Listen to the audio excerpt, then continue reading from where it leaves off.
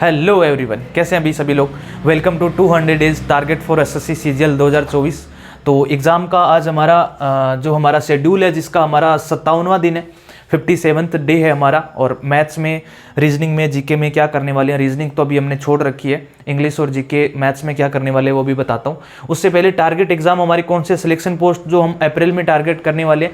सबसे पहला टारगेट हमारा यही है, इस एग्ज़ाम तक हम सारा सिलेबस कंप्लीट कर लेंगे। जो भी हमने स्टार्ट किया 200 डेज टारगेट सीरीज़ में, सिलेबस कंप्लीट कर लेंगे। उसके बाद में फुल मॉक जो टेक्स्ट बुक पे बैठ के आपने लगाने हैं वो लगाते रहेंगे। उसके पहले जो मॉक तो ये वाले तो आप वो तो साथ साथ कर ही रहे हो।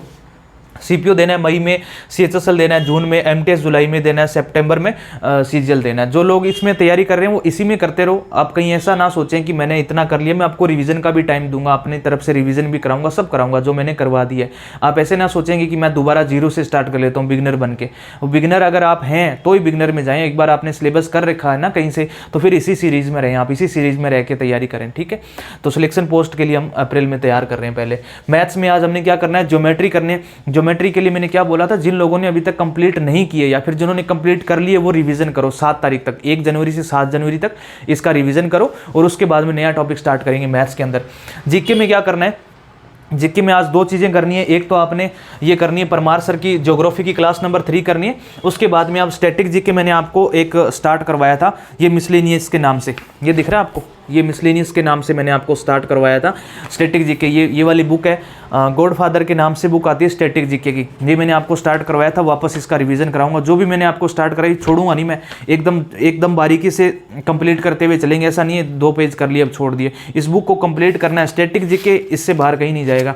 बहुत सारे क्वेश्चन है इसमें, इतना कंटेंट है, इसको याद भी तरीके से कर रहे हैं। ये 2 पेज हम याद कर चुके हैं, हालांकि तीसरा भी स्टार्ट कर लिया था, बट अभी हम क्या करेंगे, इन 2 पेजेस को वापस रिवाइज करेंगे। तो आपने बस आज का ये आपका ये टारगेट है कि इसको रिवाइज कर लेना। याद तो कर रखा है, इसको 3-3, 4-4 दिन देख के आपने याद किए, तो याद तो आपने कर रखे हैं दोनों पेज को कम से कम हमने 7-8 दिन दिए थे, तो दोनों पेज याद है आपको।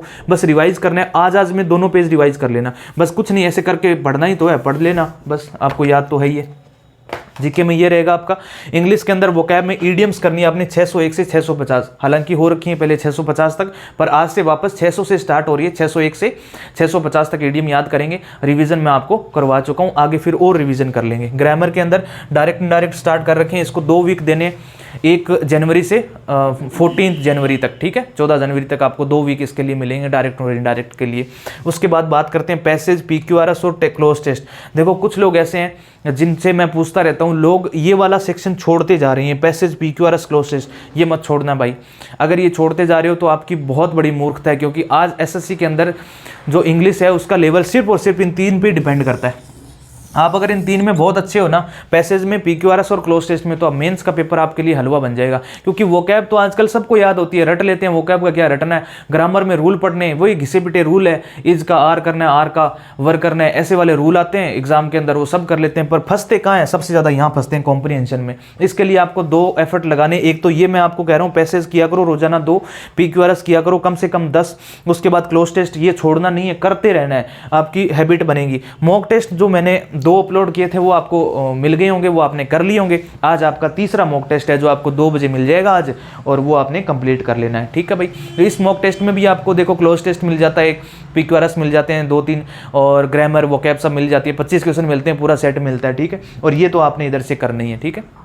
तो मेरे कहने का मतलब है, जो मैं आपको यहाँ शेड्यूल में दे रहा हूँ उसको करते चलो। ऐसा नहीं है कि आप उसमें कुछ छोड़ रहे हैं, फिर छोड़ेंगे तो फिर गारंटी फिर आपकी खुद की है, मेरी कोई गारंटी नहीं है। मेरी गारंटी तभी है जब आप इसको पूरा कंप्लीट कर रहे हैं, मैं जो आपको शेड्यूल डाल रहा हूँ, ठीक है। तो बस आज के लिए इतना ही रखता हूँ। आपको मैंने शेड्यूल बता दिया, टारगेट एग्जाम कौन से ये बता दिया। मोटिवेटेड रखा करो अपने आप को, और शाम को मिलते हैं 7 बजे लाइव में। अगर आपको कोई भी प्रॉब्लम होती है तो 7 बजे आप मुझसे आके डिस्कस कर लिया करो। कोई मैसेज आपका होता है, कोई कमेंट आपका होता है तो वहाँ कर लिया करो, ठीक है। आपसे लाइव बातें करूंगा, वो जरूरी है। क्योंकि पढ़ाई करते रहोगे, मैं आपको शेड्यूल डाल के निकल जाऊं, दूसरे दिन मैं पूछूं ही नहीं कि आपने कितना कंप्लीट किया, कैसे आपका चल रहा है, आपका मूड कैसा है, आपका भी जो तैयारी चल कैसे रही है वो अगर आपसे पूछूंगा नहीं तो फिर मज़ा नहीं आएगा। मैं चाहता हूँ कि आपको बना के रखूँ पढ़ाई के अंदर। पढ़ाने वाले टीचर्स हैं, गगन प्रताप सर हैं, अमन सर हैं, नीतू मैम है, सारे आपको पढ़ाते हैं, परमार सर हैं, पढ़ाने वाले टीचर्स हैं, उनका काम है पढ़ाना और पढ़ाई में बना के रखना मेरा काम है। मैं बस ऐसे आपको भटकने ना दूँ इस रास्ते से, है ना, ऐसे इधर से इधर ना होने दूँ, ठीक है। तो बस इसके लिए मैं आपके साथ में 100% अपना दूंगा, आपने भी अपना 100% देना है, अपने आप को पूरा झोंक दो पढ़ाई के अंदर, ठीक है। और मिलेंगे 7 बजे, आज 7 बजे शाम को डेली मिलेंगे लाइव पे, ठीक है, यूट्यूब पे। चलिए, थैंक यू सो मच, मिलते हैं नेक्स्ट वीडियो में, थैंक यू।